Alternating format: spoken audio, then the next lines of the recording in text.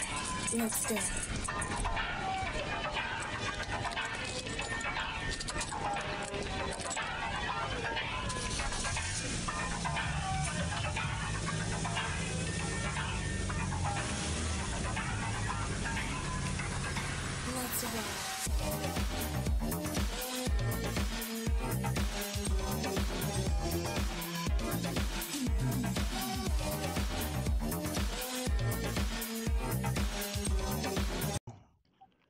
Hello, ladies and gentlemen. Welcome to another episode 23 of the Hit Confirm. I am one half of this sit combo, Casey, joined by Coach.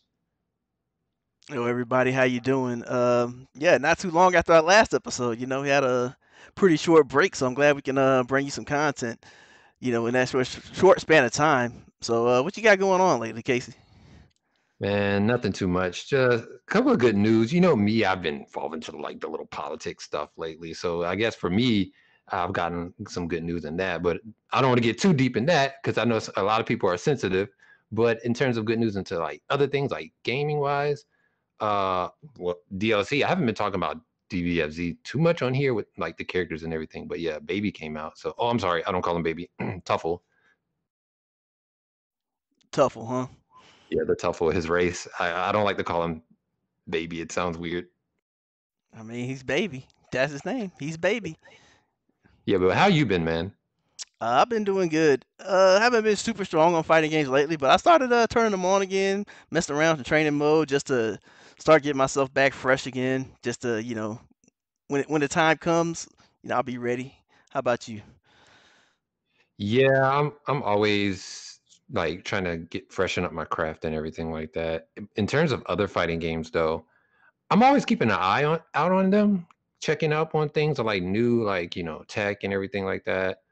I recently was watching the Third Strike matches that were going on this past weekend, so that was pretty sick. I know somebody who really likes Third Strike. Just saying. Oh, really? Yeah, like that game is that game is sick, but I could never like really get into it because it's not for me, but it is something that kind of like I play it as a casual. Funny enough, I don't really like go too technical with it. That's what's up. Yeah, it's a solid game. It is one that I don't personally play, but it's cool. But what else you got on your mind? So, as like someone who plays DBFZ, I'm always reminded how like how big the community is because I always forget. And recently, I was reminded how big the community was because the recent cries and outcries to nerfs and buffs to like characters like UI Instinct Goku. So I went like I always do like my small little rants on Twitter, and then somebody reminded me. I was like, hey, like the scene is new or the scene is big, which obviously is going to mean newer players. And like it's just it's crazy because like now I'm old and we got new players coming in, and we have right now we have like a guest that could probably like help me understand like the newer players thought process with like the whole buffs and nerfs, like constantly asking for that. We're joined by Neil. What's up, Neil? How's it going, man? I'm good. How are you guys doing? We Doing doing pretty good. well. Yeah, we doing pretty well, man. So why don't you let the people know a little bit about yourself before we roll on? All right. Well, I'm Neil. I currently live in Macon, Georgia. I guess you could say I'm the resident young man in that scene. Uh, I mainly play a lot of Third Strike, which you guys were talking about a little earlier, and Guilty Gear. I play a little bit of DBFZ, but those are my two main games. I'm 19. I'll be 20 in like 2 months, so I am at least a few years younger than most other people I know who play. So. So I guess before we like really get started, why don't you give us the quick and dirty on why somebody who's I guess was started before you were 18 on Third Strike? Tell us how that Yeah. happened. So I kind of have trouble remembering this myself, but I one day I was on Twitch. I think it was 2015 or 2016, and I was just I was scrolling. I was bored. I didn't know what was going on. I was like, oh, these people are playing this game called Third Strike, and I was like, all right, whatever. I'll watch this. I don't know anything about it, but I'll watch it. And I'm like, damn, this game's kind of sick. Like this looks like a lot of fun. So I bought it on my PS3. I started playing on like the most cursed version of Third Strike, which is online edition. That game, it feels so bad on PS3, but I played that game like endlessly for like a year. I played basically for a year. I played it almost every day. I don't know why I liked it so much, but something just clicked. I was like, I really like the art style in this game. The music is really good. And then here we are now. I just kept playing and then eventually turned into like passion for Guilty Gear and other games. So Everything like about that game seems like it like meshed together for you, like yeah, the artwork, the just the overall presentation just like drew you in. yeah. I also like how fast it is. I really like high paced fighting games. I've come to realize I didn't know that obviously when I started, but that is a huge appeal to me. Is if a game can go as fast as I can, I really really enjoy it. Now I see where you like Guilty Gear. Yeah. Yeah, that's the reason why I got into Guilty Gear. Because the same reason, like I started off in Marvel too. So like, what's interesting about you too is I thought around like people for like around your age, like I want to say like from like 16, 17 to like Yeah. 21. I thought your age group would be more into the more modern fighting games. I thought you guys wouldn't really care too much about like the Third Strikes, the MVC2s. Well, I might be kind of an outlier in my age group. I don't know a lot of, 17 to 21-year-olds who care about Third Strike.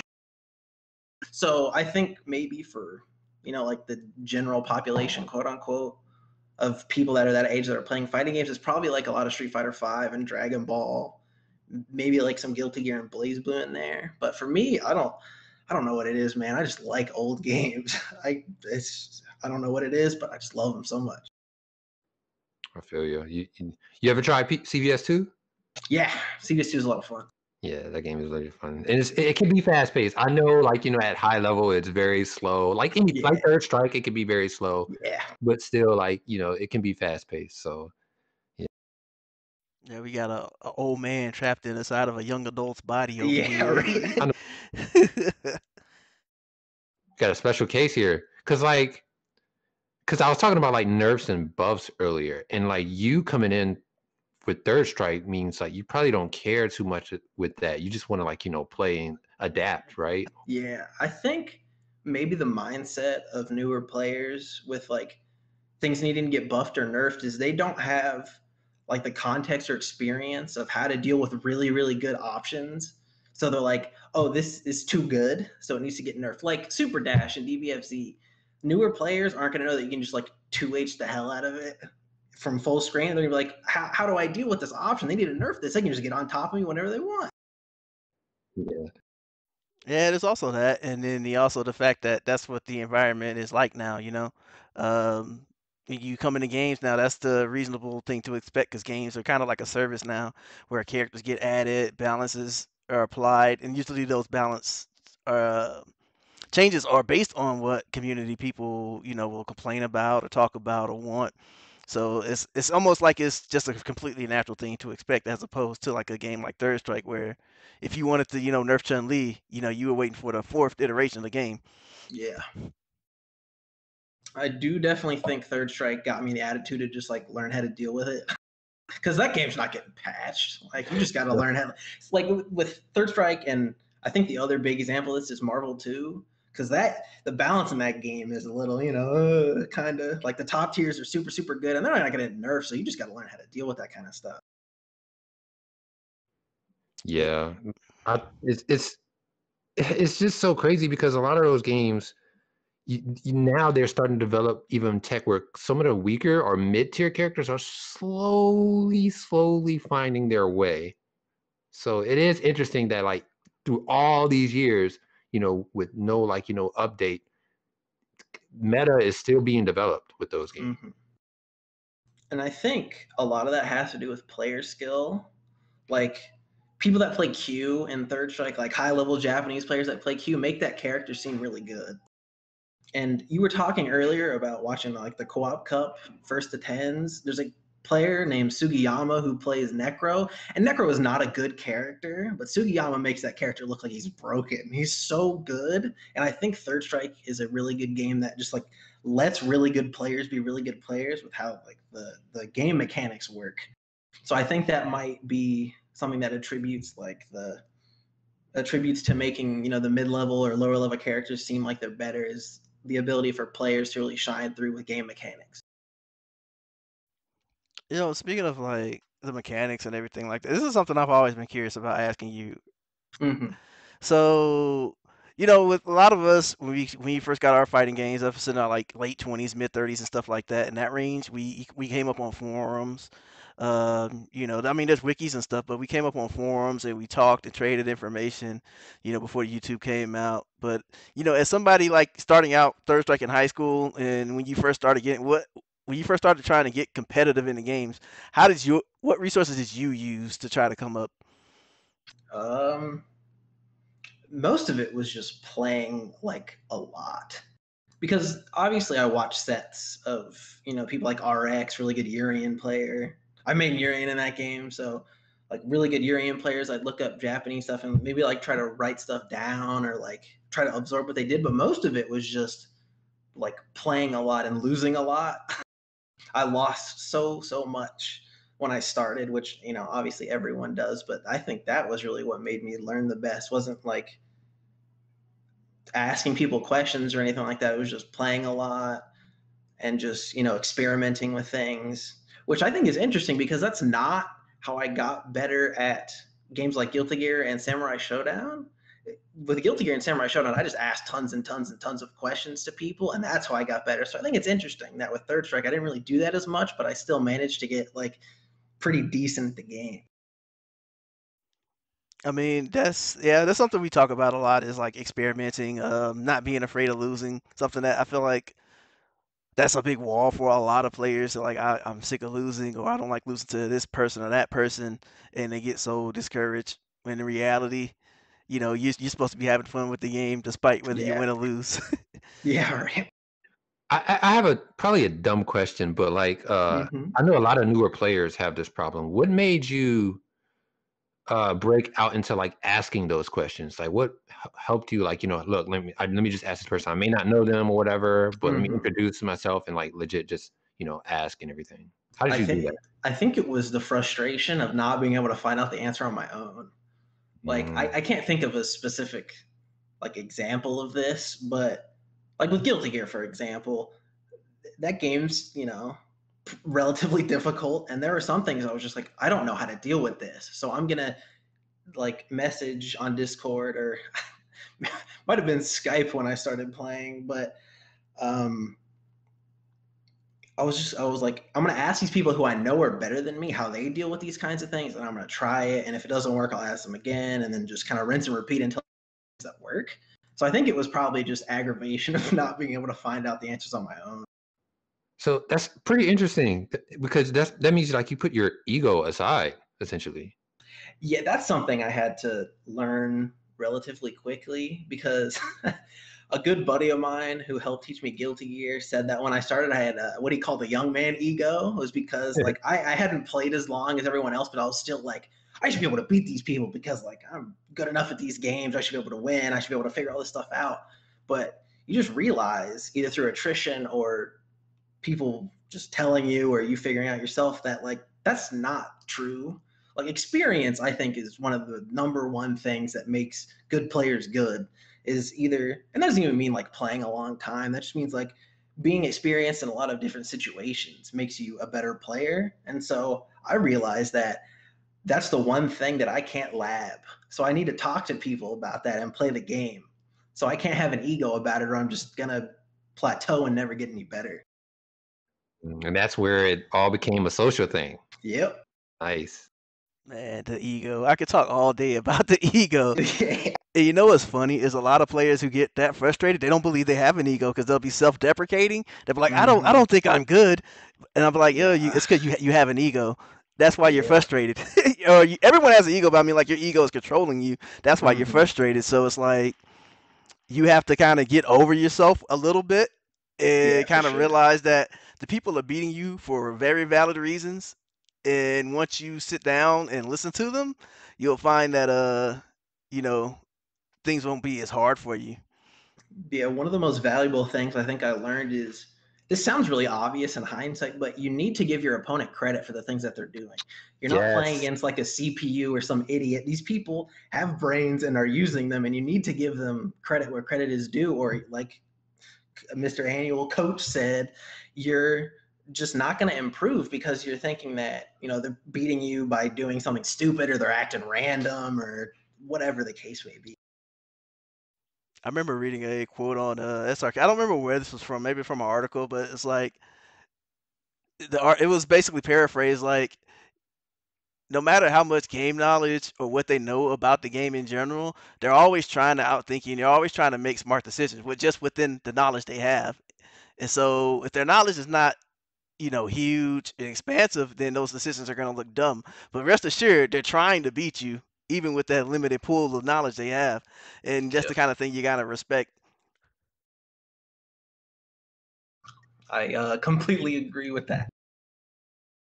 That's why I find it funny when somebody complains about like getting hit, like, the scrubby stuff. It's, oh, why am I getting hit by this? That's such a scrubby thing to do. And it's like, well, they probably know that too. Yeah, I actually have a pretty good example of that. So when I play Guilty Gear, a lot of the times either it be I'm thinking about it or it's like me inserting myself into a situation. If someone jumps in on me, I'll IB and then DP like immediately after they land, which if someone has never played me before, they're gonna be like, what the hell? This guy's an idiot. Why is he doing that? But the reason I do that is because I have the context of having played previously that people, when they jump, since that game doesn't have any like real landing recovery, they're gonna try to hit buttons. And so, although it might be dumb and it's like a huge risk for not that much reward, that decision is like an informed decision, regardless of how dumb or like idiotic someone may think it is. Why would you do that there? Yeah. Why would you even do that there? You just blocked. Yeah, that like I'm sure this has been on like a scrub quotes or some kind of Twitter when people will say, why did you match on my plus frames? Well, my answer to that is, why weren't you using your plus frames to like frame trap me or something? Why are you letting me hit you on your plus frames? Like, you don't get mad at me for that. That's your fault. It ain't my fault that. Yeah. Yeah, you got to be able to take yourself out, literally, like take yourself out of what, not literally, but like try to take yourself out of the situation, just kind of like analyze everything. Mhm. But this it's so hard to do. So for you to like, put your ego aside, like, I really respect that, especially at like a young age, because I think I got into fighting games around that time, and it didn't take me to like really lose my ego to like 23, 24. Yeah. I mean, Because I would just laugh everything off. let's be real. Some people been playing for dozens of years, and they still have their ego like raging and keeping them from improving. So like some Yeah. people never find that answer, unfortunately, and that's for a lot of aspects. And so yeah, you got a lot of the hard parts out of the way, like learning how to Yeah. fight out of losing situations, learning how to fight winning situations, learning how to fight players of all skill and being in tournaments, putting your ego aside. So I think you got a bright future ahead of you. But like considering all that, I guess let's talk about the next phase. So you've been learning Third Strike, you've been asking questions and Guilty Gear. So now you finally entered the I guess a social competitive scene. So how was that for someone of your age and I guess experience? Um, it was interesting because one of the first things I realized is like, whoa, everyone's older than me. That was like probably the first thing that I realized when I started talking to people. And I think like I was pretty open about, like I'm on the younger side because I don't feel that like it was necessary for me to try to hide that. I wasn't like embarrassed about being younger or anything. It wasn't really that weird. It was kind of a smooth transition. All the communities that I joined, luckily, were pretty nice and pretty supportive. So it was a pretty smooth transition, I'd say. Yeah, it probably was kind of odd being around all these people in their late 20s and early 30s. Oh yeah, It, for sure. yeah, you're coming fresh out of high school because when you came to our scene, you like it was just like you just got out of high school, right? Fresh in the Yeah, world. pretty much. So that probably had to be pretty bizarre. But I guess the fact that you came there for college means that you can kind of juggle both having like friends your own age as well as people in your hobby. Yeah, and I think I've gotten pretty used to just like talking to people who are older than I am, mostly through fighting games, but You just get used to it after a while. It doesn't really feel weird or anything like that. That's I still feel young, even though I'm like 30 years old. I still feel young.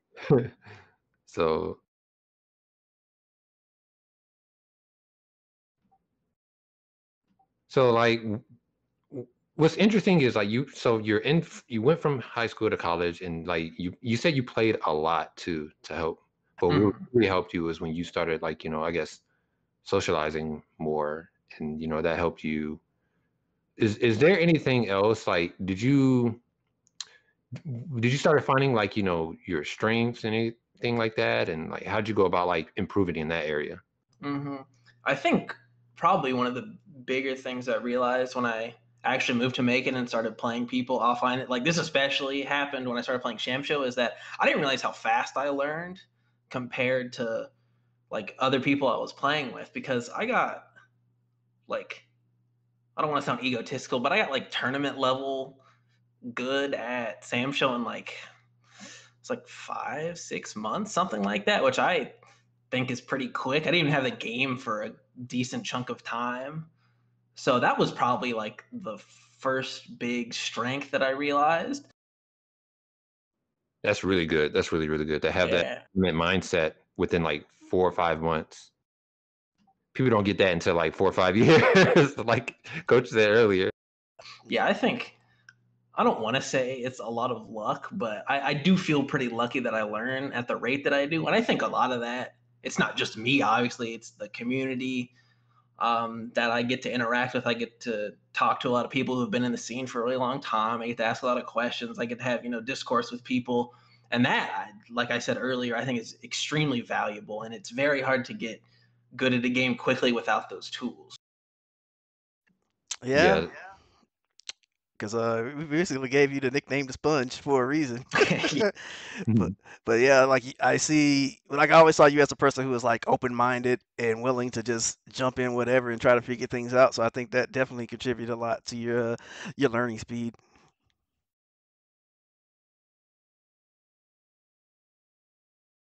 Something that has been kind of hard to juggle is, now that I realized it, I'm trying to convince myself not to expect it to happen, because I'm like with Virtua Fighter, I'm trying to learn how to play Virtua Fighter, and I don't want to be in the mindset that like I can learn this game really quickly, so I should learn it really quickly, because I think that would be detrimental to like my skill level and trying to actually improve, because I don't want to expect myself to get good at something in like 5 months and then not, and get super sad and like drop it or something like that.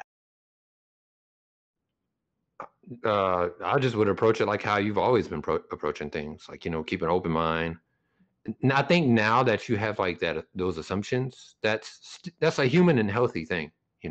That means that's you're pretty much telling yourself, hey, I know that I can adapt, hmm but don't try to always look for situations. You just know that you're like seasoned now. So that the fact that you recognize that is very, very strong too, because there are players that don't recognize that, and they are always assuming, and it's such a bad habit. I think it's one of the worst habits you can have as a fighting game player. So like the fact that you acknowledge that is really good. So I guess like with all that said, you got a lot of the hard stuff out of the way. What is it you see in people who are kind of in your age range, kind of struggle with that you would, I guess, have a perspective on? hmm you touched on this earlier. I think it's the pessimism, because uh, obviously when most people my age are like new for the most part, or they're like getting into a game or whatever, and they, for one reason or another, I think expect to be winning more than they are, especially when they play against better people. So I think the hardest thing for new players to like really kind of like wrap their mind around is the fact that, you know, I'm going to lose a lot, and I need to not get like down in the dumps or be really hard on myself when I lose, because I see it all the time, and I'm like, I was in your situation, and that is like toxic behavior almost. It serves almost no positive purpose when you're trying to improve. Yeah, I see it as all the time as well. I started calling it the cycle because it feeds it to itself. So like you go in there, you lose, and then you put your sob story on Discord for everyone to see, and then everyone jumps in and goes, "Hey, buddy, it's not so bad if you do this, and then it's not gonna work," and then it just repeats and repeats and repeats over and over again, and you're just like, you know this person is smart and that they're capable, but until they get out of that cycle of self-deprecation, it's just gonna be the same old stuff. And I think something related to that I got really lucky with is if I ever, because I used to struggle with these things too when I started. I would do basically what you described, and people in my community would be like, I'm gonna paraphrase here. They'd be like, "Shut up, that's not true. Like, just go practice, and you can get better at it." And I think the tough love kind of analogy with situations like that, I think can be effective as long as you don't push it too far. Obviously, like you don't want to be mean to people or anything, but you need to make people realize or push them in the direction of not getting into that cycle, like you said. Like no one needs to get super down if they lose. Like losing is a natural part of learning, and I think you learn more from losing than winning, actually. But Yeah, For for sure. sure. It's kind of like the analogy that a lot of some people don't like, which is like, hey, bro, I think you have too much weight. You might want to kind of like try to lose that. Some people might take that too harsh and like it gets worse or something, but mhm. some people actually use that and it motivates them. Yeah, I think you need to take in like the specific scenario of the person. Like you need to know how far you can go with something where they're going to be receptive to it versus like going too far and then getting sad or wanting to quit. Because I think that's probably the worst thing that can happen to the like genre of games is people um, not interacting well with communities and they quit. And I've seen that a lot, especially in Guilty Gear, because there are some, not so much these days, but I've seen a lot of people in like the Guilty Gear Discord who are like kind of rude to newer players, and that kills your community right there. Like if new people aren't joining, you can't grow, you can't improve together, and that's just fatal for a game. I feel like those people, for the most part, most some of those people who came in, they came in with a good understanding of the game, and they got into the in crowd real quickly. Mm-hmm. So they never really had to like get their way to like learn their way in, I guess, per se, how to say. So they never really have to. They don't really understand telling somebody or helping somebody out who's starting off. So yeah, I kind of give them that. I think that's how it worked out for them. So, but it's a very, very like small group of people for the most part. Like you said earlier, Yeah. the bigger parts of the community, like they try to help as much as they can. You Oh see yeah. that with like the content. Yeah, there's tons of super, super nice, super helpful people. And I want to kind of add a point on to that. I saw this thing, I think it was on Twitter a few weeks ago, and it was that just because someone is good at a game doesn't make them a good teacher. And I think that is super, super true. Just because someone is better than you at something, it doesn't mean that like their word is law. You need to take all their advice, because I've seen that too a lot. Is people idolize good players, and then it ends up being detrimental to their overall improvement in the game. Exactly. Yeah, at the end of the day, you still gotta think for yourself and just try to listen and get as much info as you can. You got a sponge, man. You got a sponge.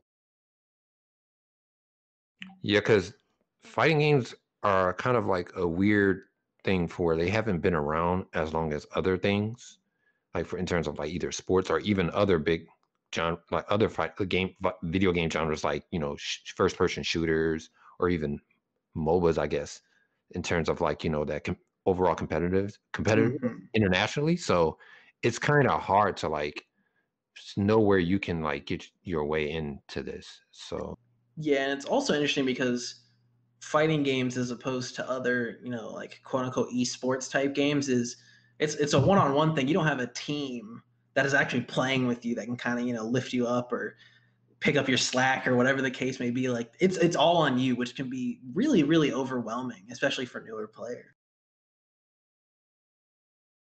Yeah, for sure. A lot of people like they don't. How can I put this? Like a lot of people, they don't know a lot, and they don't know they know a lot, and so like a lot of the times, like you kind of saying with with the Discord things, a lot of new players will come in and they'll ask like what most people consider like a really brain dead question, but it's really hard to kind of rewind and realize that you didn't know anything about that. And so like stuff like that can overwhelm people too, because it's like something that you take for granted, like immediate attack, is something that is completely foreign to somebody who first turns on one of these games and is trying to figure out what's going on. But then they'll see the terminology everywhere. So I want to ask you a question and get kind of like more specific on this, so I can help like newer people, players out. Mhm. Um, was there a situation that you can remember where like you started off with like this bad habit, or you just had, or even not even a bad habit, it could just be like this player, your this opponent of yours was your demon for the longest, and you finally turned the tables and you like knew why, and like, do you have a moment where you can like explain that? So I guess with the first example, when I would play Guilty Gear when I started, a lot of the time I would end my block strings. I play Soul. I don't know if I said that earlier, but I would end my block strings with like really heavy commit buttons that don't like let me continue pressure or really go for frame traps or anything. So examples of that include like 6H or Gunflame or something like that, or Gunflame with no YRC more specifically. And one of the guys who helped teach me Soul was like, your pressure isn't good because you keep just ending your strings in these really committal options that don't net you anything if the player doesn't do exactly what you want them to do. And it took me, God, I don't know, it took me so long to figure out how to stop doing that. It was pretty frustrating actually, because I could think it. I was like, all right, I need to end my pressure with this, but my muscle memory was just like, you're gonna end your string this way, and it was really really hard, kind of having that internal fight, quote unquote, with your muscle memory and what you think. Because if you think something and then you don't do it, you almost immediately get frustrated with yourself, or at least I did. Yeah, I can totally relate to that. And then I think maybe the reason why you did that is because you knew your rewards off of it. hmm I think that's probably one of my flaws, especially in Guilty Gear, is I'll try to force really hard options because I know the reward is so good if it works. Which is, if a player picks up on that, they're just not gonna do anything in those scenarios when I'm trying to go for really high reward, and that can get you killed a lot. So when did you start, like, you noticed that you stopped having like that habit? So I had to go into training mode and basically just do block strings over and over again, and then force myself, like really, really, really force myself in games to maybe like once or twice a round do those block strings, and then like gradually increase that number, and eventually it just kind of became like a second nature thing to me. And because I had played Soul and Guilty Gear for so long, I kind of just I kind of got into the flow of how his pressure works. And so I could kind of just, go in and out of really hard committal options, or, really loose pressure that has a lot of frame traps, or going for command grabs, something like that. So it was just like a lot of practice and then application in games, and slowly ramping up that application until it became like a thing I didn't really have to think about as much. I'm so happy you mentioned flow, because on our last episode, that out already, New Year's new you, I talk about flow at some point. But before you get to that point, you mentioned that how one round you were like, do those, you won't go for those like committed block strings. You kind of Mhm. gradually took yourself there. So you made like a small goal. And that's the point I try to stress to people, is like, it's okay to like not win. It's okay to like not even get like the overall outcome that you want. Just have like these other like these smallest minute goals. It could be, oh, just landing a standing kick as a Yeah. starting point. So Another thing I kind of picked up on is something that I know Doki Savage always told to me.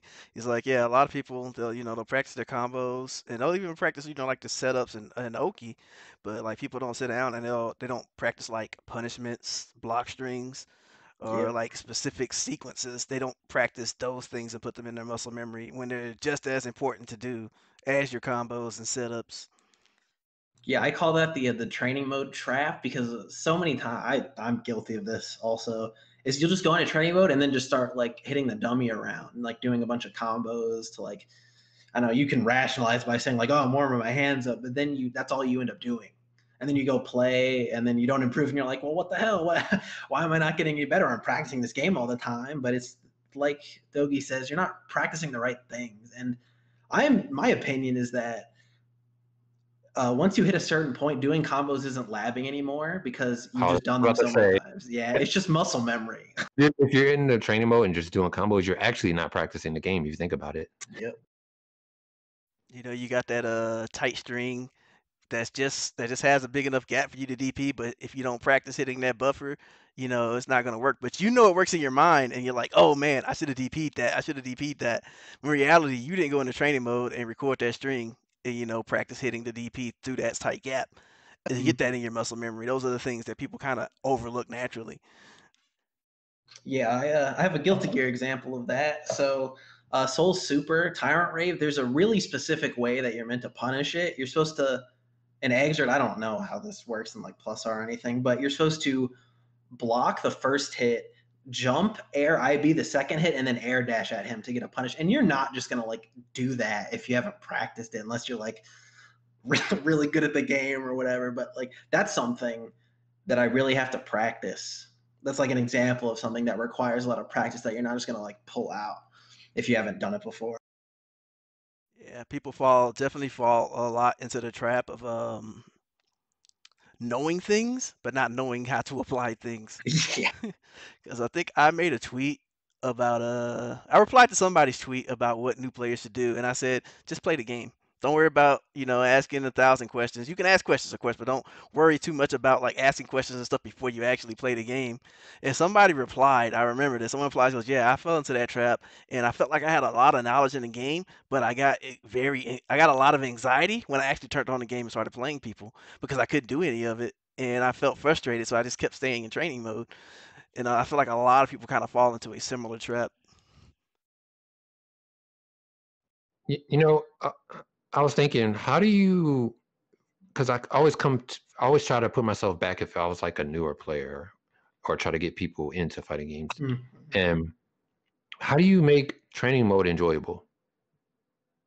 So what I would This is do. a question for both of you guys, by the way.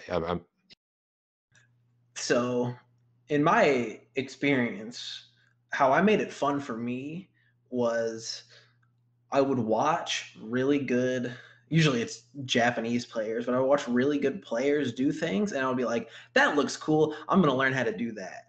And then after I learned how to do that, I would be like, what kind of situations can I apply this in? How can I set it up off of different things? And that part, like the exploration in fighting games, I think is one of the most fun things outside of actually playing against people is that, you know, training mode is kind of like this open world game where you can find something and then that leads you somewhere else and then you go somewhere else and then it kind of just loops around and you learn a bunch of stuff and I think that's super fun.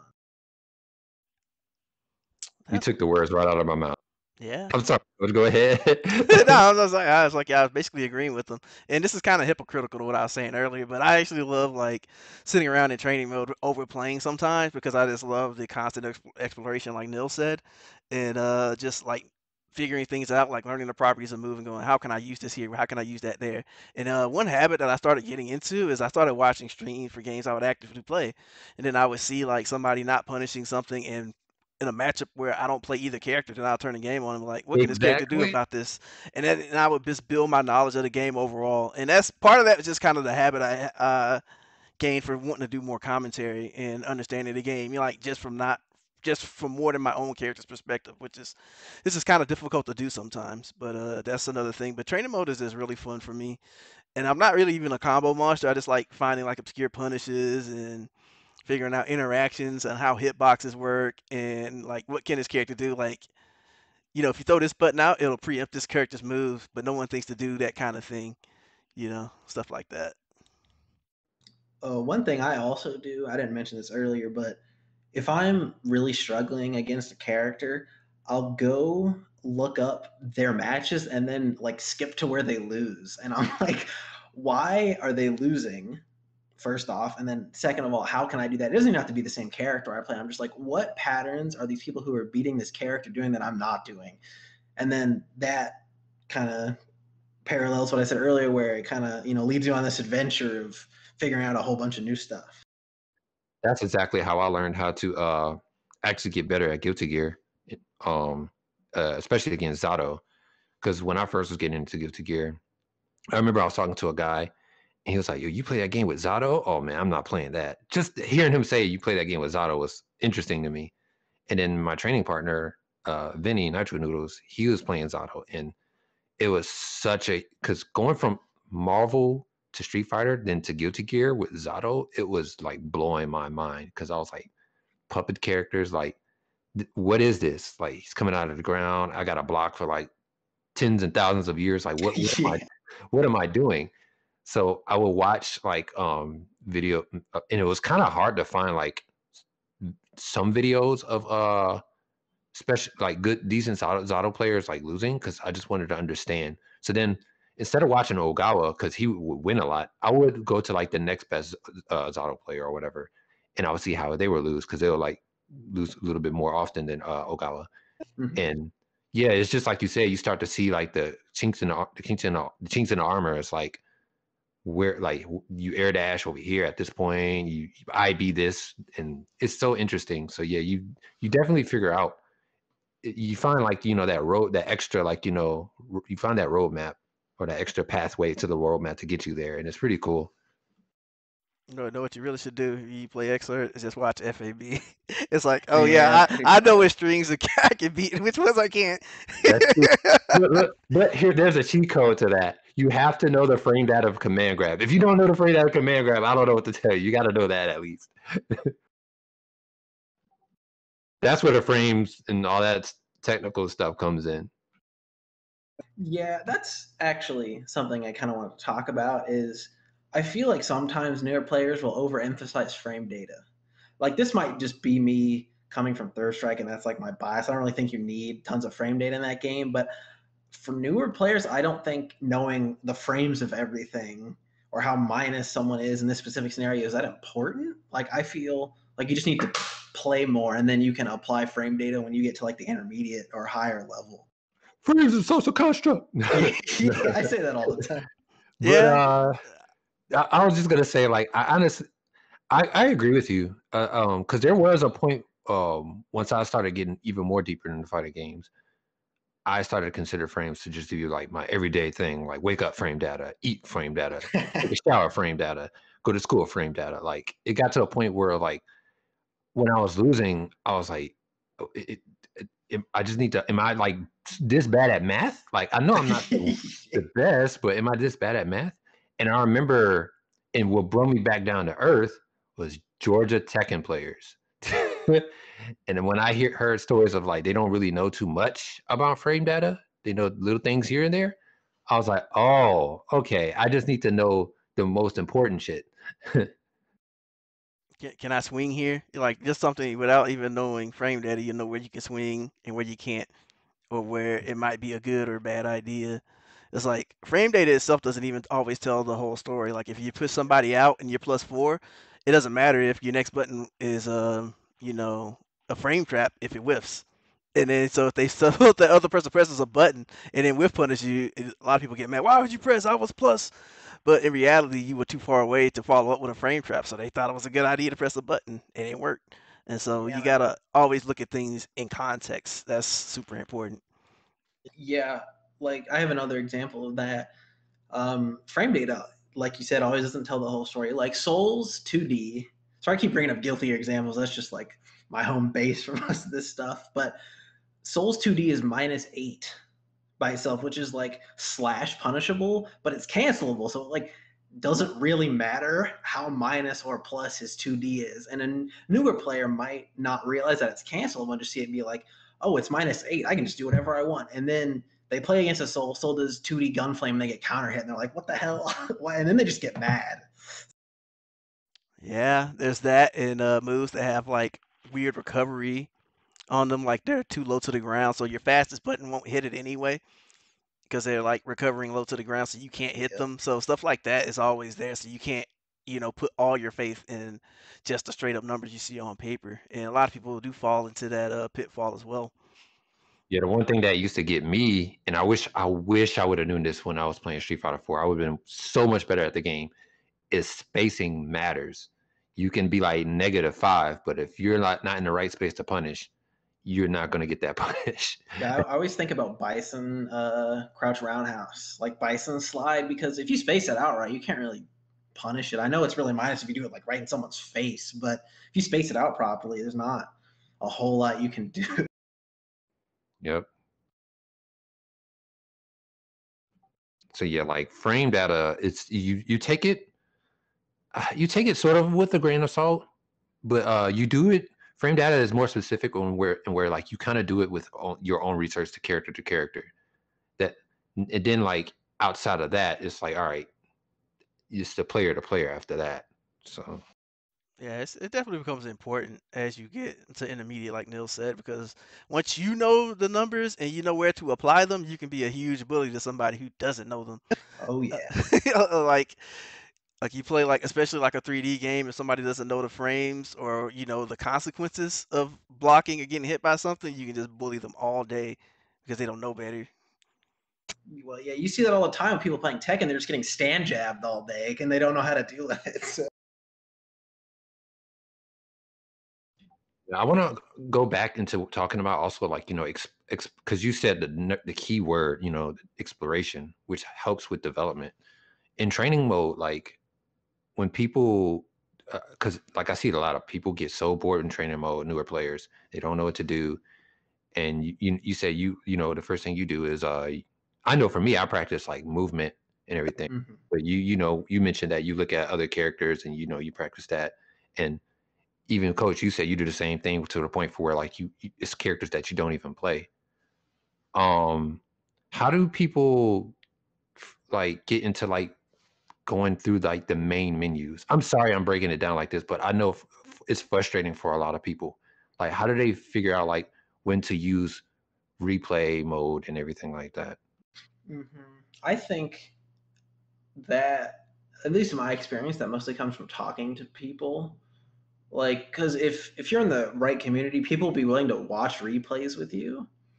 And once someone does it with you, you kind of get in the mindset of like, oh, if I'm losing a lot, I can go back and watch my replays. Some people, they might not even know the game has replays. Like I know plenty of people, like newer players in Guilds Gear, who didn't even realize the game has a replay option.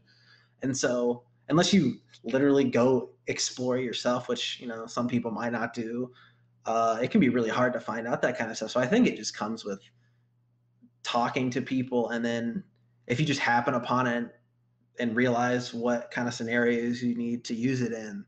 I think those are, I'm probably missing some ways, but those are the two, I think, main ways of how you navigate those kinds of things. Yeah, the socializing part is probably like, it's probably even more important now with that we're in the pandemic than ever. Because when I used to go to majors, every now and then you'll get the chance to sit down with like a strong player and they'll teach you something, and you could show them something. But like now it's even more important with training mode because you have social media and you have social media getting updates for like even like Discord where you can stream your own little videos or from your screen on there and everything.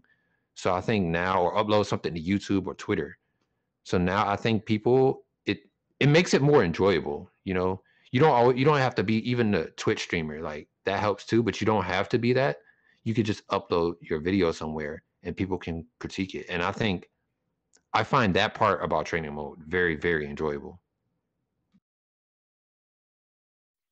Yeah, I would say that people just need more of a sense of tinkering and like wonderment, where they just go in and like, what does this do? What does that do? Instead, a lot of people go in there, if I got to do this exactly right, or this is useless and it'll be a waste of my time. And it's like, no, just go in there. You don't know how replays and record. You don't know how recording works in training mode, for example. Get in there and mess with it. Yeah, you're And not gonna break the game if you like pressed on, whatever on the menu. yeah, so a lot of people look at those options and get intimidated because they think they got to get it in there and get it exactly right, and then they just get overwhelmed by their own anxiety. But in my opinion, it don't matter if you're wrong. If you go in there and you replay and you do something cool, and then someone goes, "Hey, that wasn't quite right," and then at least you figured out get your method was wrong, and then maybe they'll correct you if they know enough. So just getting in there and just be willing to be wrong and just tinker with it. Yeah, I think that goes really well with what we talked about earlier, where like the kind of ego, you have to be willing to be wrong, which can be like we've said, a struggle for a lot of people for a really long time. I think it's just paralleled with being able to lose like effectively, which sounds kind of weird, but being able to like accept being wrong and not feeling like you can't say anything if you're not right is detrimental.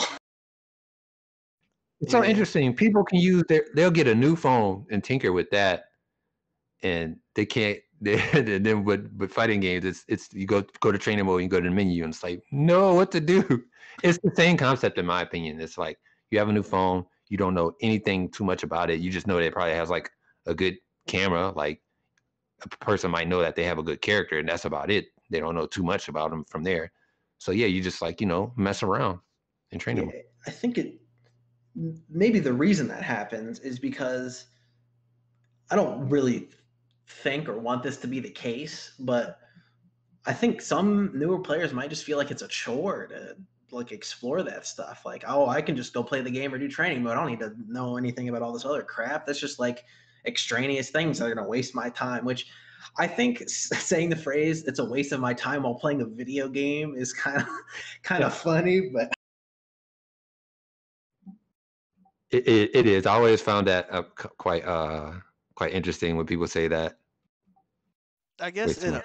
in a way it's kind of analogous to sports where like a lot of what you're doing isn't always like practicing the sport itself, but it's like you're running so you have the stamina to play, and you're doing drills so you can do basic activities in the sport without thinking about them. And that's not the part people find fun. They want to hit a home run. They want to run a 60-yard rush to get a touchdown. That's what they want. They don't want to do the runnings, the push-ups, the constant drills, and that's what sometimes fighting games require if you want to go past a certain level.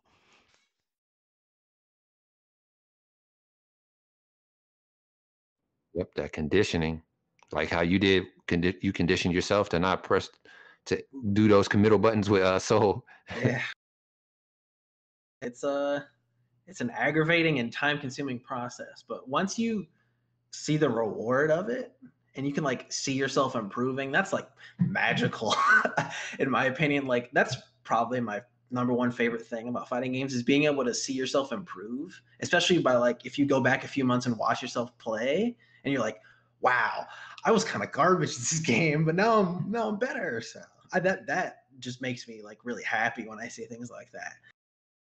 Oh man, that magic moment when you finally It's a beat magic. somebody who you could never beat before. Oh man. Oh man. It's pretty That's great. a great feeling. That person that always whips you 50-0 in casuals, and then you finally start getting some wins, and then gradually you get even with them, maybe even surpass them. But like just that first time you beat them, it's like tasting biting into like your favorite food. It's Yeah, just so it's good. pretty awesome. Speaking of which, you already know I was gonna bring this up. Oh yeah. Tell us about your Sam Show journey from like how you set the goal and how you met your goal. That's what I want to hear. I feel like that's Mhm. going to be a culmination of everything we talked about so far. Yeah. All right. So what coach is referring to is so Sam Show back when people could go out and do social things was pretty big in Georgia. Like we had a lot of really good players, and two of those really players are Painbot and Big Bass. They're both super super super good fighting game players in Georgia, not just Sam Show, just in general. And so I guess I'll start at the beginning. It was um, our local tournament reboot. I forget which month it was, but it was Big Bates and Painbot in grand finals. And I had never really watched Sam Show before. And it was like one of the most hyped grand finals I've ever seen in my life. And I was like, this game is awesome. And for whatever reason, I was just like, I want to beat these two. I don't know what it was or what clicked. I was just like, I want to beat these guys in tournament for some reason. So then the next time I went to reboot, I played the game. I tried to find a character that I would like, and then it was between Jubei and Yashimaru. And when I told Dogi about that, he was like, "Why the hell would you not pick Jubei in this situation?" Because Jubei, this was before he got patched. I think he was just super super good. But I ended up picking Yashimaru, which I think was probably like the best decision I've ever made fighting game wise. Um, but I was just so motivated to beat them in tournament. I just played the game all the time. I labbed a lot. I asked coach actually a lot of questions about the game. I played against a local guy, Ace Uno, who's a really good Charlotte player. We played all the time. I went to Gwinnett Brawl, rest in peace, in January of, was that last year? January of last year, and I won that, which was like, oh shit, I can actually do something in this game. And then the next month, it was so I'm kind of shortening this, but it was the Tekken House Season 2 Finals, I think. It was at 404 Esports. We went because they were having like a side tournament for Sam Show, and then pretty much everyone, except for a couple of people who were really good in the state, played in that tournament.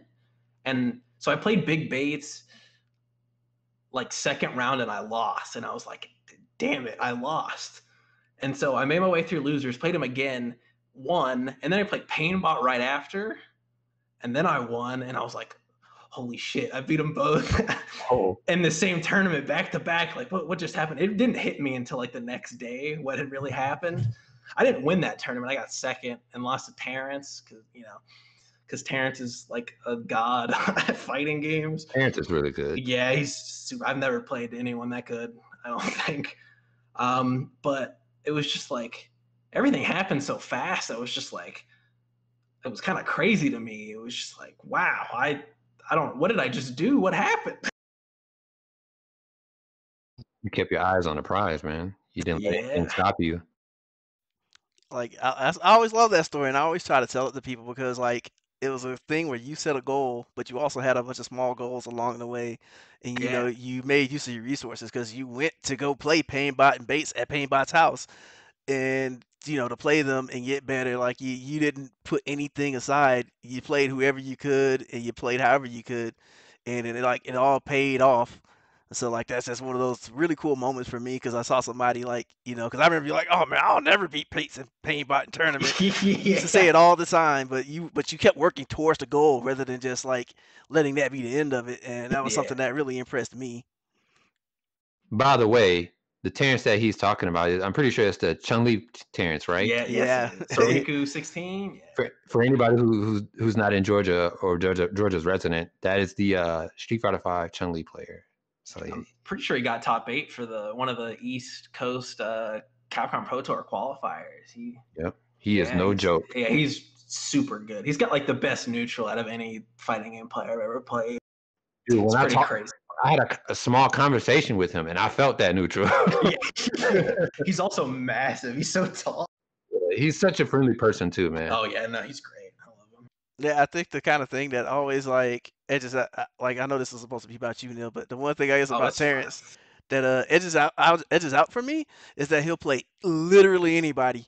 Literally anybody. He doesn't select his opponents. He doesn't BS around, and he's pretty nice. But like if you ask for direct advice from the game, he'll be super straightforward with you. He won't sugarcoat it. He won't BS you. Like it may even sound like he's kind of mean if you're kind of a little sensitive towards criticism. But yeah, he's like outside of the game, he's like the greatest. He's like the most easygoing guy. But like he's like if you need help doing something, he'll straightforward to tell you what you need to do, and he'll just. And then if he sees you not doing it, he'll gently remind you sometimes. Yes, he will. Yeah, that's pretty sick that you were able to beat the people who you were gunning for too. It was pretty good. And Bates and Painbot, they're no slouch either.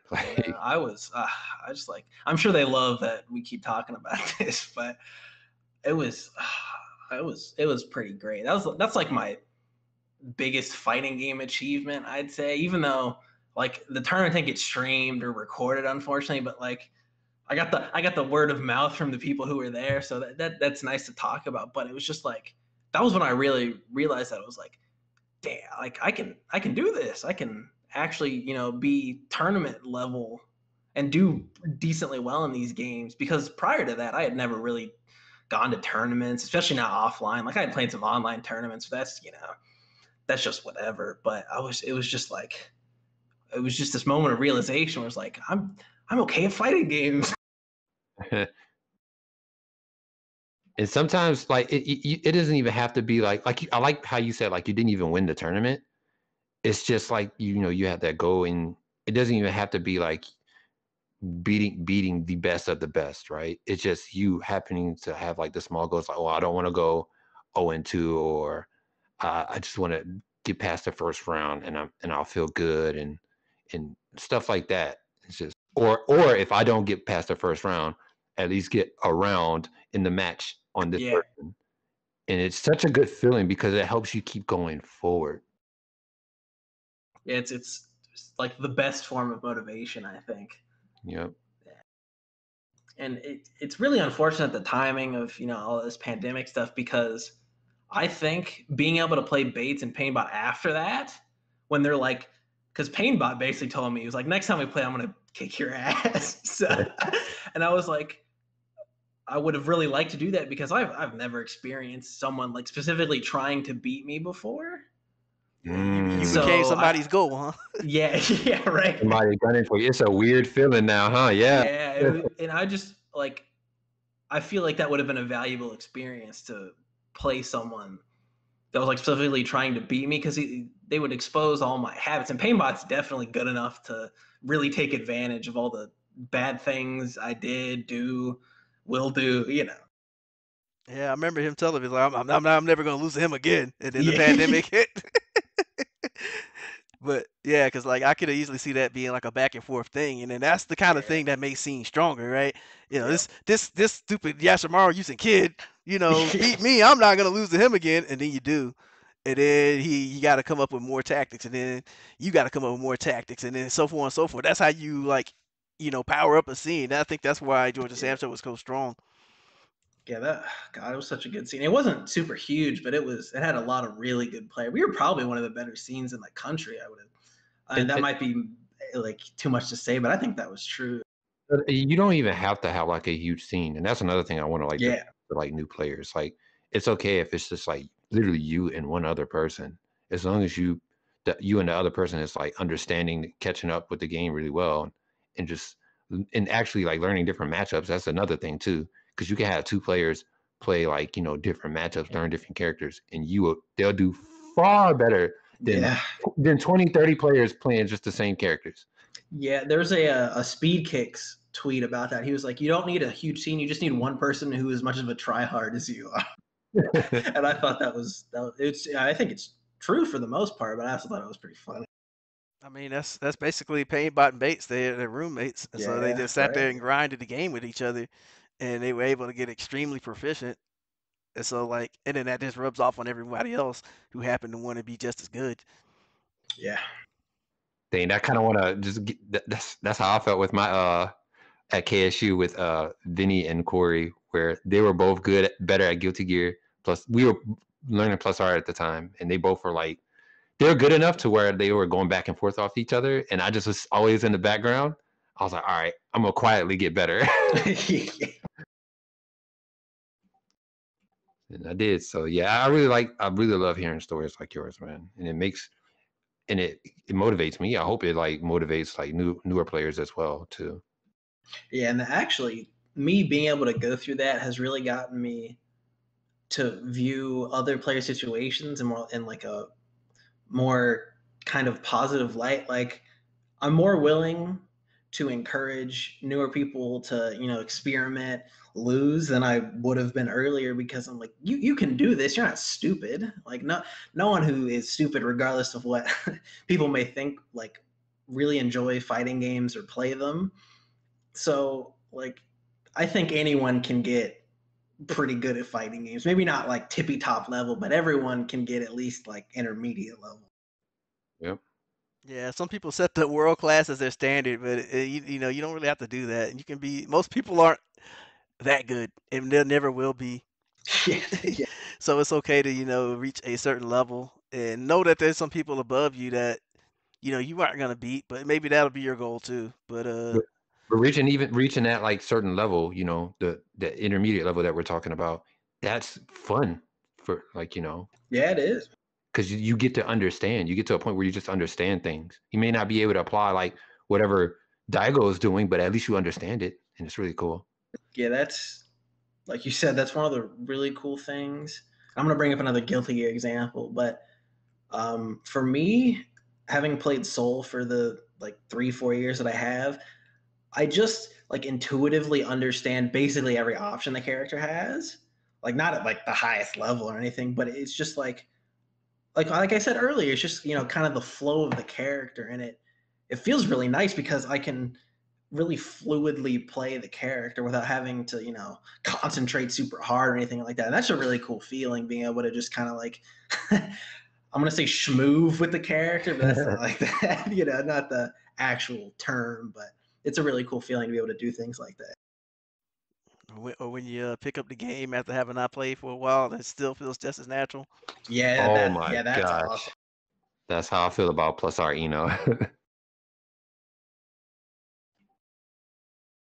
But yeah, man, finding that flow, it's like for people, it's like riding a bike or even a car or like, simple as like, going to work out in the morning, and having like your routine and everything. At first, it was hard for you. You didn't even know which thing to work out to start off with. You didn't know how long you were going to do it. And now after you've been doing it for like at least a couple of months, you started to find a groove, started to find like, your timing on how to do things, how much reps you want to do. And now it's been like 2-3 years. It's nothing to you. You Yep. you start interacting with people more. It's you see big changes, positive changes with your body. So it's just like, working out. So if anybody who's new and you have experience with like not just working out, but anything that you've like, had a hard time starting off with for before, then fighting games is no different. It's always harder to get started doing things than to keep doing them, is something that I think is super true. It just in life and with fighting games. Because a lot of times what I'll see is I'll suggest to a newer player to do, X or Y, and they'll be like, that sounds like a lot of work. That's because they're thinking about doing everything at once and then they never end up getting started. But if they had gotten started earlier and just slowly worked their way up, it's not as much work or as trivial or time wasting as it might seem. Yep. Yeah, and the best part about doing that kind of work is you rarely have to repeat it, even when you change games or change characters, because Yeah. you already have the process in mind, and so you can skip past a lot of the parts of where you have to learn the process. You can just apply the process. Yeah, that's the thing. I think that's like one of the beauty of fighting games is how much carries over. Like obviously not everything does, but you can like Third Strike really helped me learn Guilty Gear, and on the flip side of that, Guilty Gear actually helped me become a better Third Strike player because every game emphasizes separate things, and you can use that and apply it to previous games that you've played or new games that you've played, and that just stacks on the more games that you play. So I think it's important to not just tunnel vision one game. You need to kind of expand your horizons so you can learn to emphasize different things and apply it to your play. Trust the process.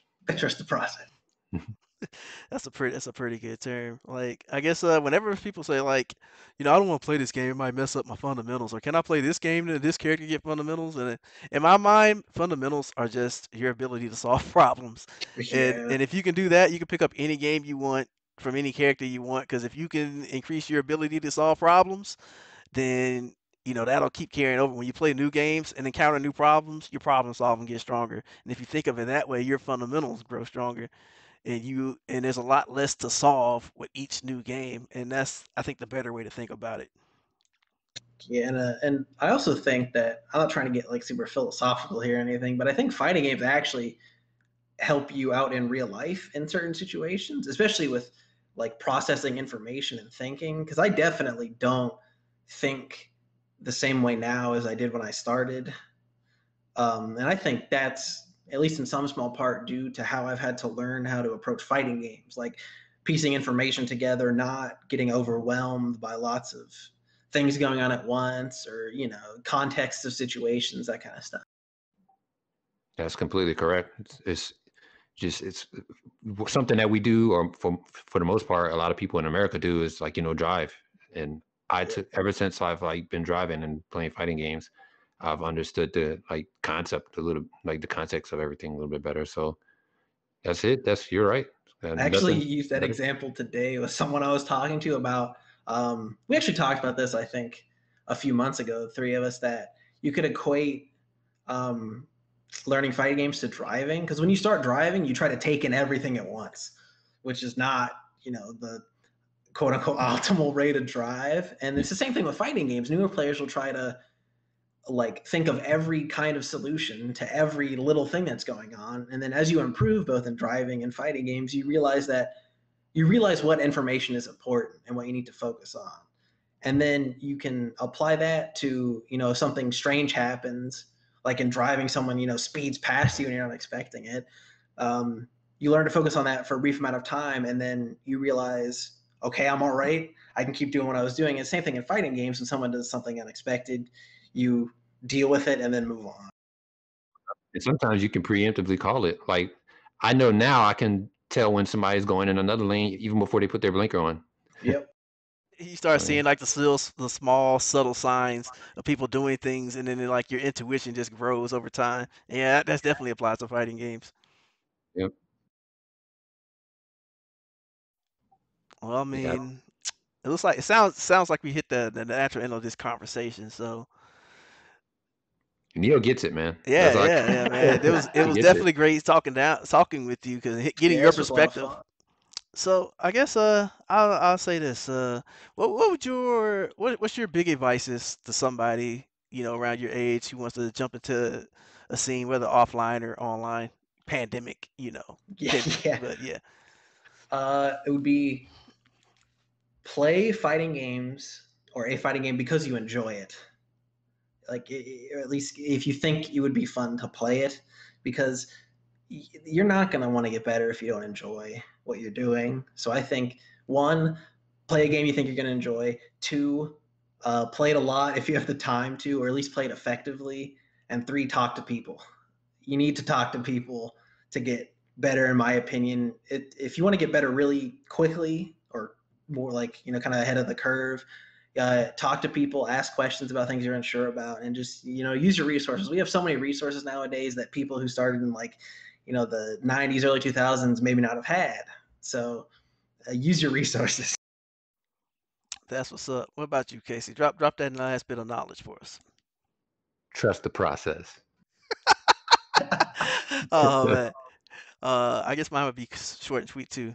Set them small goals, especially when you fall into that cycle of losing, and you set those small goals. Like when you hit that frame trap combo when you never could, that will give you that boost, the positivity that offsets losing. So set those small goals, and you'll notice less all the painful losses you get that get rained upon you. But other than that, I got nothing else. Any of you gents got anything else? No, I think that's No. about it. All right. Well, this concludes another episode of the Hit Confirm. Neil, we definitely appreciate you joining us and laying down that knowledge. Thanks for having me. This was a lot of fun. All right, man. All right. With that, I'm gonna say peace out. Peace.